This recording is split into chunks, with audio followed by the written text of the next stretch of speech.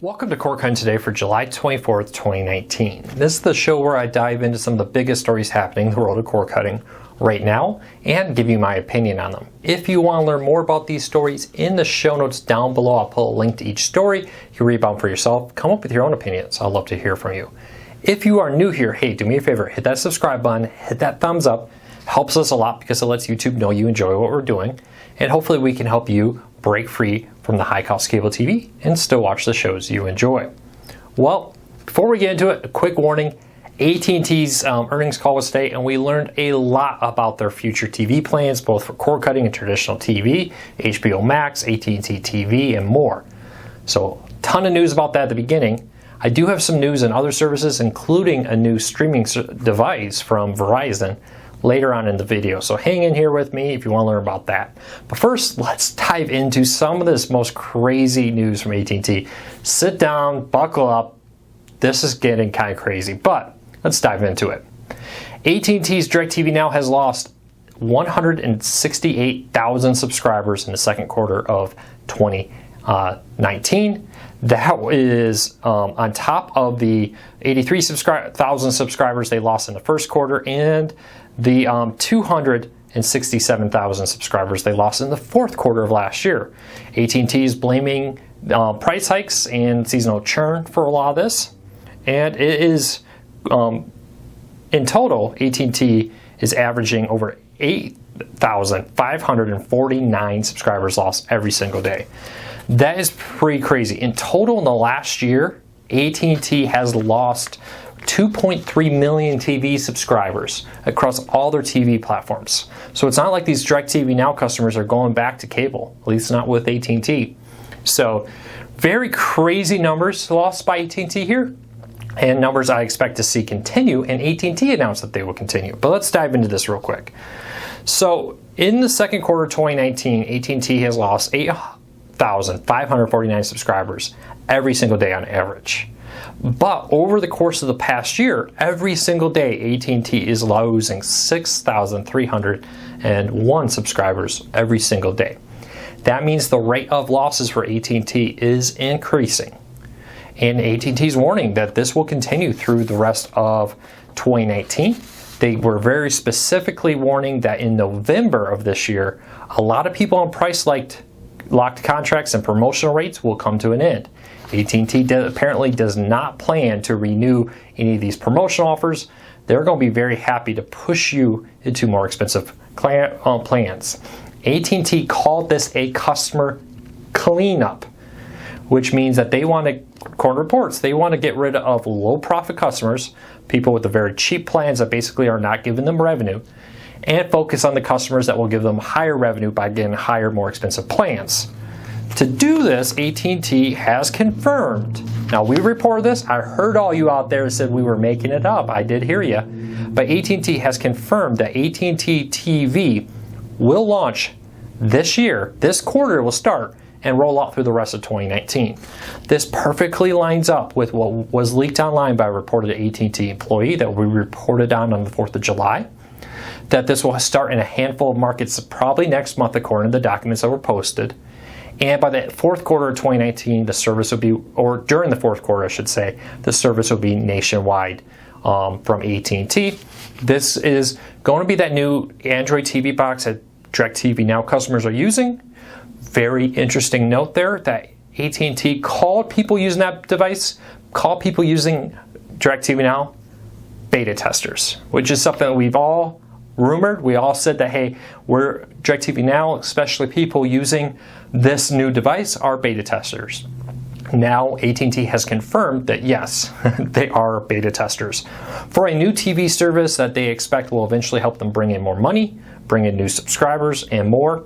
That quote, AT&T TV will cut the cost of acquisitions of new customers in half, according to AT&T.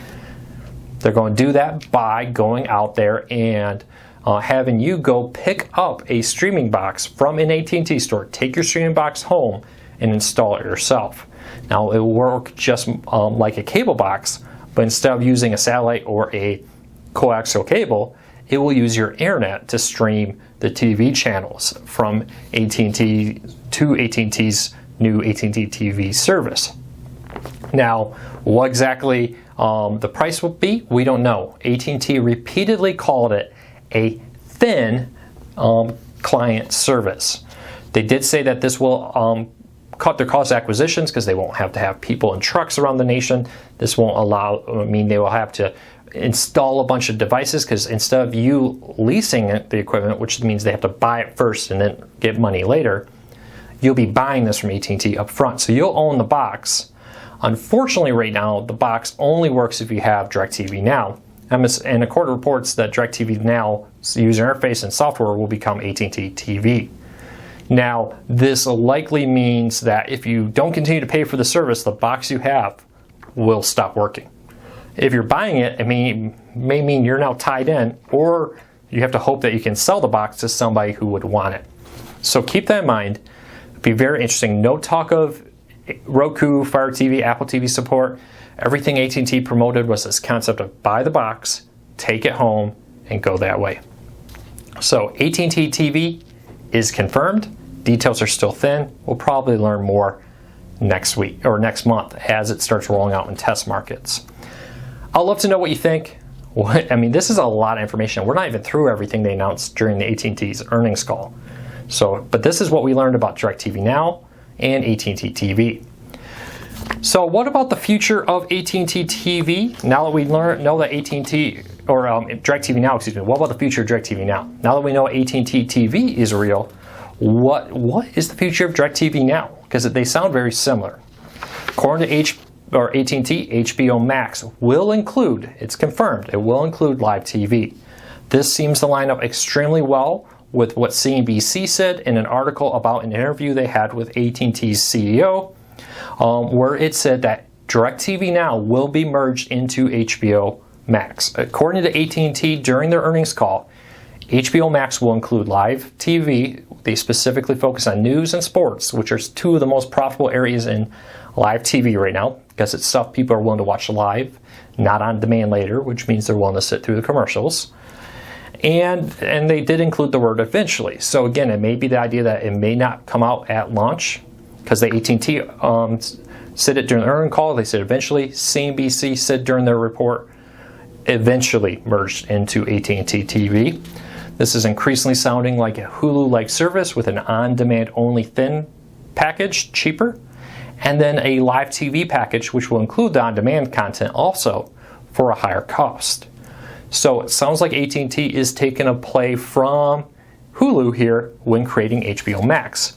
This lines up very, very well with the sources I've heard, lines up with sources that posted online, and it lines up very well with the CNBC article. So it does sound like sometime next year or so, DirecTV Now will merge into HBO Max. Keep that in mind. Now, the AT&T TV seems to be more focused on pulling people off of DirecTV onto AT&T TV. It has also been announced that Uverse TV will stop selling in markets where AT&T TV is launched. AT&T TV is going to be a complete replacement of Uverse TV. Current customers will continue to get what they offer from Uverse. New customers will need to get AT&T TV, DirecTV, or probably HBO Max someday in the future. One thing they're not talking at all about and seems to have completely fallen off the face of the earth is AT&T Watch TV, which is currently a cheap $15 service, which you can get for free on some AT&T plans.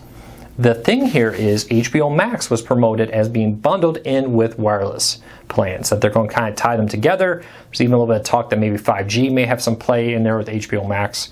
Raises the question of the future of AT&T TV. Is that going to go away? Is that not going to go away? We'll have to wait and see what we learn.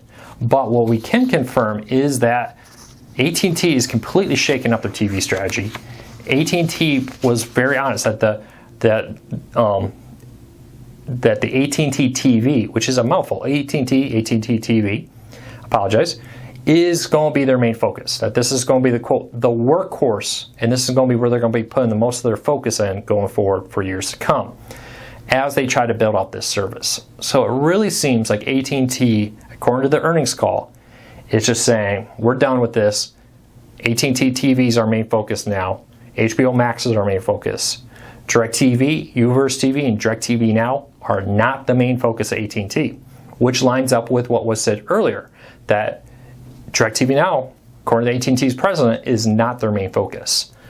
So I'd love to know what you think of this. That is a huge breakdown of a lot of information in a very long earnings call and a very long earnings report. I have a link to all this down below. Let me know what you think. Are you worried about the future of DirecTV Now? Were you somebody who canceled DirecTV Now in the second quarter? Were you part of that 168,000? Were you part of the 700-some-thousand that canceled AT&T TV overall? Let us know. All right, next story up of the day. Buckeye Broadband ignores net neutrality. So changing gears from AT&T, Buckeye Broadband is a small cable company in Ohio and part of Lower Michigan, and they launched a live TV streaming service recently that does not count against your data cap. If you use Sling TV, YouTube TV, you get counted towards the data cap, but you're probably saying, Luco, well, a terabyte's more than enough for most people. Buckeye Broadband actually, on most of their plans, their most popular plans, only has a 250 gigabyte plan with $15 in fees for every 50 gigabytes over that. And then that really does give their service a leg up because they're not counting it towards your data cap. Where Sling TV, YouTube TV, Hulu, DirecTV Now, etc. do count towards your data cap. This is one of the main fears of net neutrality fans. And, here's one cable company actually aggressively doing it, favoring their own streaming service, meaning things like Hulu's live TV service is at a disadvantage because if you want unlimited data, that's an additional $30. You can get it with their gigabyte service, but that costs $300, which is a ridiculously high fee for it there.